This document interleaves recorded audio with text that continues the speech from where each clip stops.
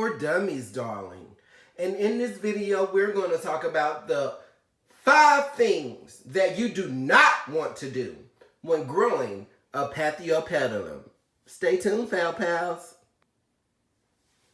So, Foul Pals, what prompted me to do this is because I was already doing a series on the Paphiopedilums because there aren't any cohesive information out there about them, and a lot of people have been asking, well, I have Phalaenopsis orchids, and I'm looking to do something different. I'm looking for a different orchid that I can add to my collection, and I would definitely say that the Paphiopedilums are that orchid to grow your orchid collection with. So the top 5 don'ts when growing Paphiopedilum orchids. You want to remember that they are temperature sensitive. Okay? Temperature sensitive, meaning that the drop in temperature signals to the orchid that the growth period has ended. And so my Paphiopedilum was only in bloom for about 3 weeks, 4 at the most. So that isn't typical for them. They typically last 6 to 8 weeks. So I'm feeling kind of short-handed. So with that being said, I had to research and find out what is the tea, honey. What did I do wrong? So with all of the news being about it's spike season with the Phalaenopsis orchids, I have been rearranging my home, my whole home. You have seen me with the fall update videos. I have even rearranged it since then. So Jan has been going through the motions with me while I figure out how to get my Phalaenopsis orchids to spike.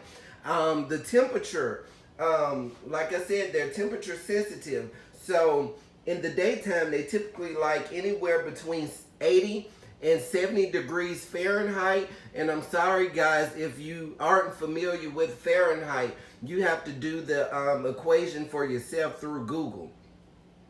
So at nighttime, they like anywhere between 60 and 50 degrees, which is one of the reasons why I chose to get her, because I love cool temperatures. However, the temperature in my home was that wasn't the normal temperature in my home until the spike season came. So now my home is consistently between the high 60s and the low 60s, and sometimes the 50s. Now I've been doing that for the past 2 weeks.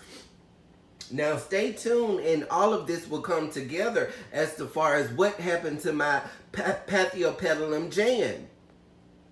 All right, Foul Pals. So the number 2 thing that you don't want to do when growing Paphiopedilums is you never wanted to let her get bone dry. Okay, Foul Pals?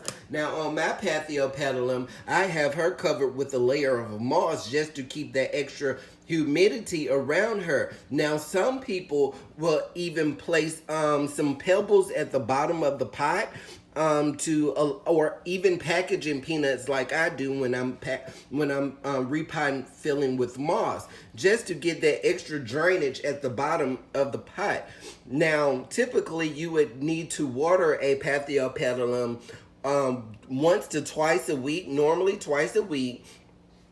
But stay tuned and it will all come together, because you don't want it to be twice a week, but you have stagnant air in your home, meaning that you don't have good air circulating to make sure that the water is going to be evaporated. Okay, Foul Pals?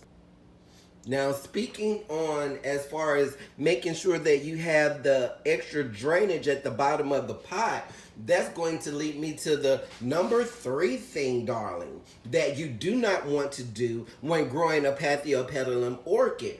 And that is, you do not want to overwater her. Now, because you hear a lot of people say that she likes her roots to have a lot of moisture around her, does not mean that she wants to be sitting in a pot of water. No, ma'am, Pam. No, ma'am. Orchids for Dummies is telling you facts, honey. Do not have this baby sitting in the water. This is not the plant that you want to do water culture with. So if you're one of those home growers that are absolutely fascinated with growing orchids in water culture method, this is not the orchid for you, okay?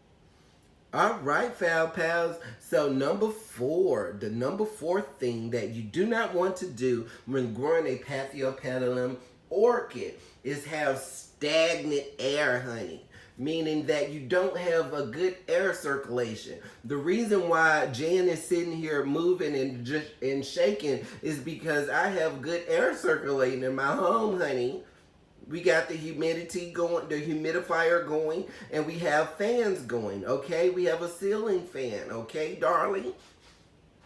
And the reason why you don't want to have stagnant air is because when you have water inside of the pot and it's just sitting there and it's not good air circulating, evaporate that water, that can lead to bacteria or fungus infection. I'm sorry, orchid transmitted disease, honey. OTD, you don't want that. It's a lot going on in the world. Do not be putting your babies out here at risk to catch an OTD.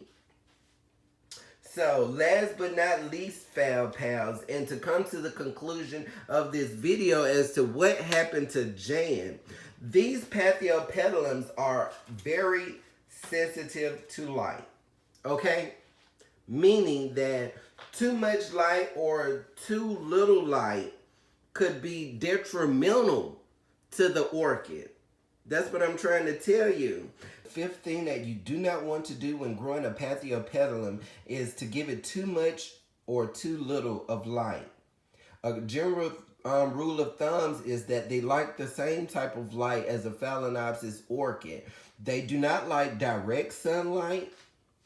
However, you can put them in a windowsill that is greatly shaded, okay? That's giving them dappled light.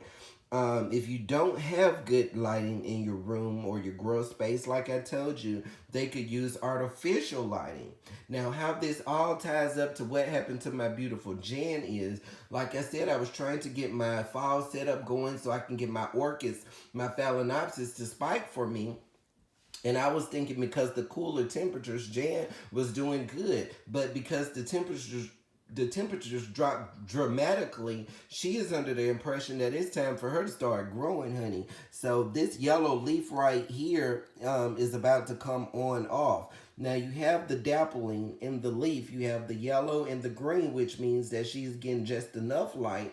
I messed her up with the lighting because she went from the light coming from one angle, then coming from another angle, then coming from two angles, and then light all day, then not light at all. So they are very sensitive to light, guys, okay? So with all of that being said, I hope you guys successfully grow your Paphiopedilums. If you have any other advice, please do so and leave those comments in the comment box below. And until next time.